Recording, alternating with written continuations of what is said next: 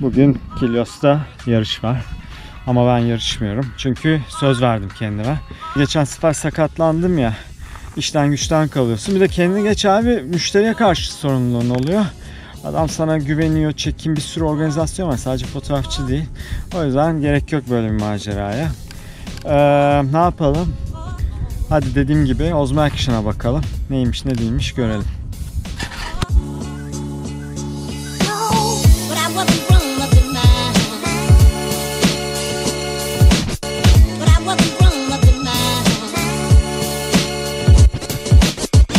Ozmo Action. Bu da kullanım alanlarından bir tanesi.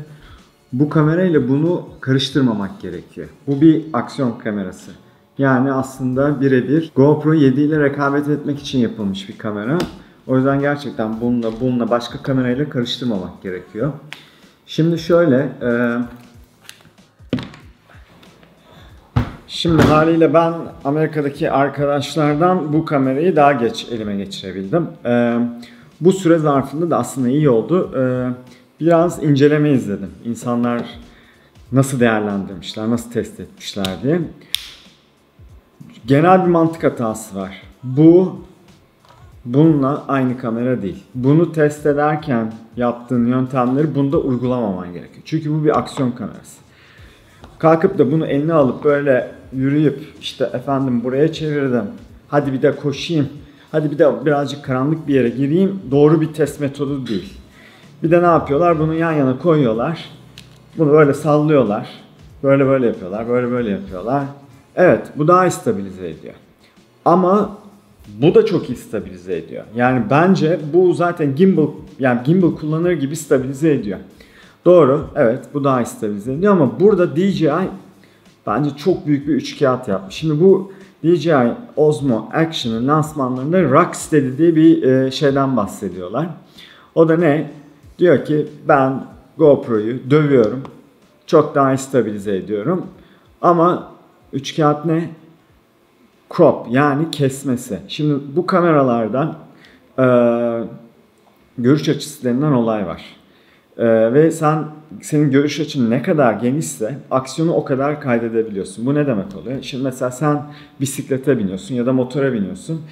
Şimdi kalkıp bunu yola doğru çevirip kaydettiğin zaman çok güzel böyle akan bir yol görüyorsun. Ama aslında burada aksiyonu göstermek. Aksiyonu nasıl göstereceksin? Gidonu, motosikletin gidonunu, bisikletin gidonunu ya da ne bileyim parkur yaptığın zaman nereye bağlıyorsun bunu? Ya ağzında tutuyorsun ya kafana bağlıyorsun ya da göğsünde duruyor.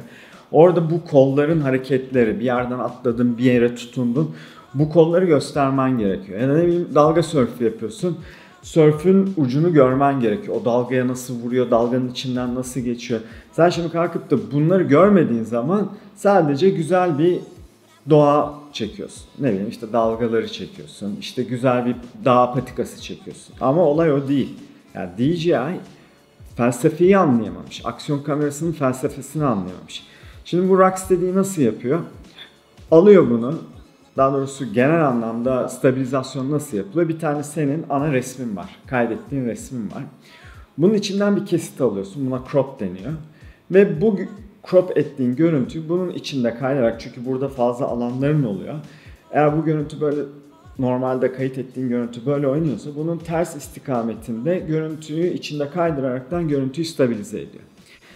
Şimdi tam rakamları bilmiyorum ama size kabaca söyleyeyim. Bu %10 kadar crop ederken bu %20 kadar crop ediyor. Böylece ne oluyor?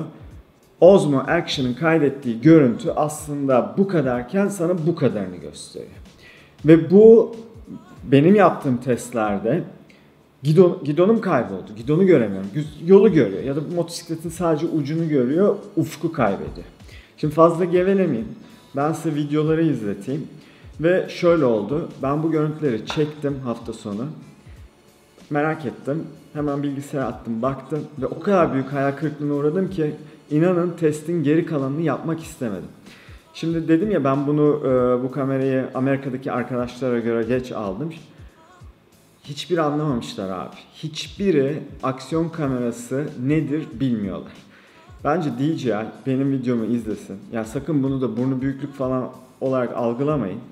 Çünkü çok az var bu şekilde değerlendirme yapan, aksiyon kamerası değerlendirmesi yapan belki görür de bir dahaki sefere düzgün bir kamera yapar ama bu gerçekten bu kamera çöp.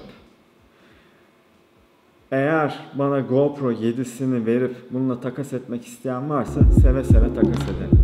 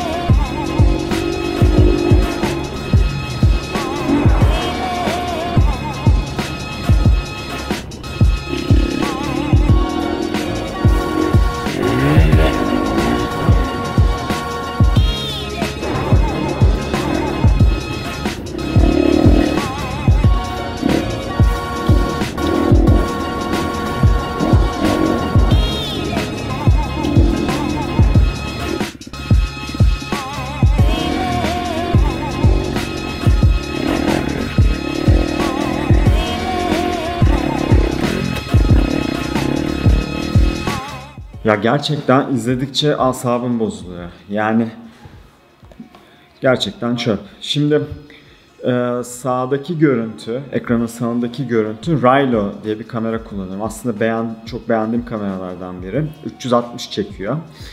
O 360 görüntünün içerisinde tabii çok daha fazla espas olduğundan görüntüyü sabitlemesi çok daha başarılı oluyor. Bence 360 kameralar içerisindeki en iyi kamera Rilo. Zaten bu işi ilk yapan, bu stabilizasyonu ilk yapan Rilo'dur. Kickstart projesi olarak başlamıştı. İstiyorsanız bir bakın. YouTube'da bayağı videoları var. Rilo.com'da da bayağı insanın aklını uçuran cinsten görüntüler var. Şimdi geri gelelim. Stabilizasyon olayına. Öyle çok ciddi bir fark yok gördüğünüz gibi GoPro 7 ile Osmo Action arasında. Çok sert darbelerde bazen ufak tefek bir fark oluyor ama ya bence anlamak mümkün değil. Yani bu dar açı olayı, Osmo'daki dar açı olayı bence bunu gerçekten çöp yapıyor. Çok üzüldüm. Çok büyük beklentim vardı. Ama şaşırdım. Aslında çok da şaşırmadım. Şu normal testleri bir yapalım. Yürüme, koşma vesaire. Adet yerini bulsun. Bir onlara bakalım. Sonra bir de şu ses üzerine bir konuşalım. Bu da yürüme testi. Hatta biraz sallayayım. Bileğim acıdı. Böyle biraz rotasyon yapıyorum. Biraz aşağı yukarı hareketler yapıyorum.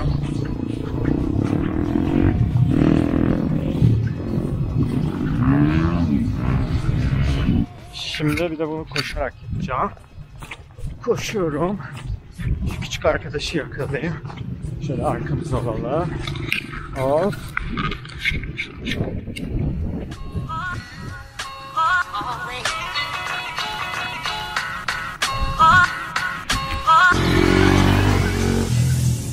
Şimdi unutmadan 2 tane not düşeceğim. Birincisi şu ön LCD olayı. Nedir bu ön LCD? Şunu diyor DJI. Vlog çekerken kadraj yapmak için kullanabileceğin ikinci bir ekran var diyor. Ama şunu unutuyor. GoPro'da önde kaç dakikadır kayıtta, hangi modda, bütün bunları önünde görebiliyorsun. DJI'de göremiyorsun ve bu şöyle bir problem oluyor. Özellikle bisiklete binen, motosiklete binenler şöyle bir kullanımı oluyor.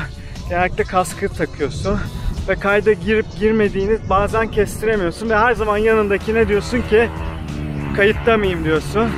Arkadaşın eğiliyor, bakıyor şöyle, kayıtta abi diyor. Bunu da göremiyorsun. Unutmadan 2 not düşeyim dedim. İkinciyi unuttum. Birinciyi söyledim. Şimdi hikaye şu. Bakın şimdi.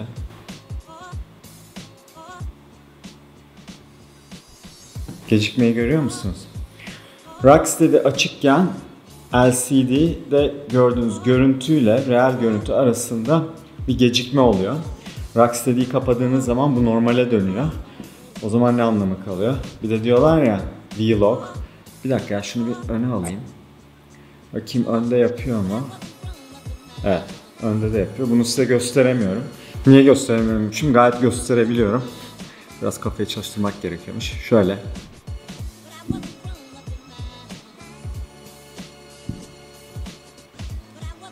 Görüyor musunuz? Şimdi bu eğer bir vlog kamerasıysa öndeki LCD'nin amacı ne?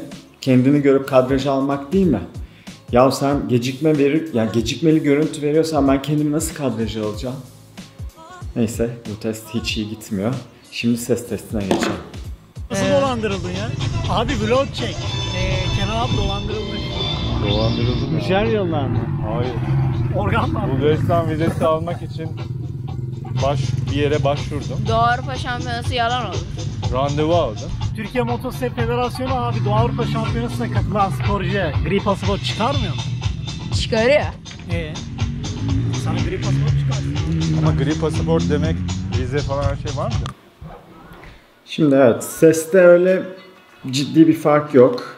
Bana göre yine GoPro aslında bir tık daha kaliteli. Çünkü vokallerde, konuşma seslerindeki dinamik aralık bence daha geniş. DJ'inkine bir bakın istiyorsanız başa sarıp tekrar. Bir tık daha boğuk geliyor. Ama önemli, bence o kadar önemli değil. Bence şu önemli. Şimdi şu ön ekran hani vlog lansmanlarda pazarlama olarak bunu çok kullanıyorlar ya. Ses için mikrofon lazım, harici bir mikrofon lazım. Osmo için, Osmo Pocket için şöyle bir adaptör yapmıştı. Bunda da bir sıkıntı var ama neyse şimdi ona girmeyeceğim. Bunu böyle altına takıyorsun. Buna da mikrofonu bu şekilde bağlıyorsun. Bir tane mikrofon jack girişi var. Şöyle göstereyim. Bunu da bağlıyorsun. Harici mikrofon girişin olmuş oluyor. Şimdi bunun USB-C'sine bunu bağladığım zaman tanımıyor. Cuma günü bahsettim size. Bunun için ayrı bir adaptör yapacakmış. Bu GoPro'da da böyle. GoPro'da da aslında çok farklı bir durum yok. Nerede? Bu da GoPro'nunki. USB-C'den takıyorsunuz. Burada yine gördüğünüz gibi bir tane mikrofon jack girişi var. Ses kaydını harici olarak alabiliyorsunuz. Şimdi DJI beni dinliyorsa ki dinlediğini falan hiç zannetmiyorum. Burada bir sakat bir durum var. Sen eğer tekrardan yeni bir adaptör yapacaksan şeye dikkat et. Bu şekilde yapma. Çünkü bu tehlikeli bir durum. Çünkü buraya aldığın darbe buradaki USB-C'ye zarar verir. Bununla ilgili çok sıkıntı yaşamış insanlar var. GoPro gibi en azından şöyle daha esnek bir durum yapabilirsin ki bu şöyle iyi. Bunu kıvırıp arkaya saklayabiliyorsun ya da cırt cırtlı bantlarla istediğin yere yapıştırabiliyorsun. Bu biraz olacak iş değil. Şimdi bunu bizim DJI Türkiye sitesinde de Facebook'taki grupta da yayınlayacağımız için şunu da söyleyeyim. Mini drone uçuranlar bence hiç akıllarının ucundan geçirmesinler bu kamerayı. Neden? Çünkü yine dar açı olayı. Yani sen mini drone uçurduğun zaman ya da racing drone uçurduğun zaman onun güzelliği böyle mekanı, uçurduğun yeri geniş geniş görebilmek. Dar açıya gelirsen bu bizim Inspire'larda X5 kameralara bir 45 milim almıştık. Herkes böyle aldı. Bizim sevgili Ömer Gökçen de aldı. Ben de aldım. Olympus'un lensiydi. Hiçbir şey çekemiyorsun çünkü o kadar dar ki. Zaten oradan görmek de zor oluyor. Gerçi mini drone uçuranlar zaten bundan FPV görüntüsü almıyor ama dar açı sizi tatmin etmeyecek. Ben size bunun garantisini veriyorum. Bu biraz önce şeye baktım. Demin dedim ya bu Amerikalı arkadaşlar bunları test ederken, bu kameraları test ederken yanlış ediyorlar diye şeyi fark ettim. Bu ürün çıkmadan çoğu çekmiş bu videoları. Belli ki DJI bu arkadaşlara göndermiş. O arkadaşlar da DJI onlara bedava gönderdiği için bu kamerayı muhtemelen çok objektif yorum yapamamışlar. Ama bence otursunlar bir test videosu daha çeksinler. Evet, üzücü ama gerçek. Takasa gider.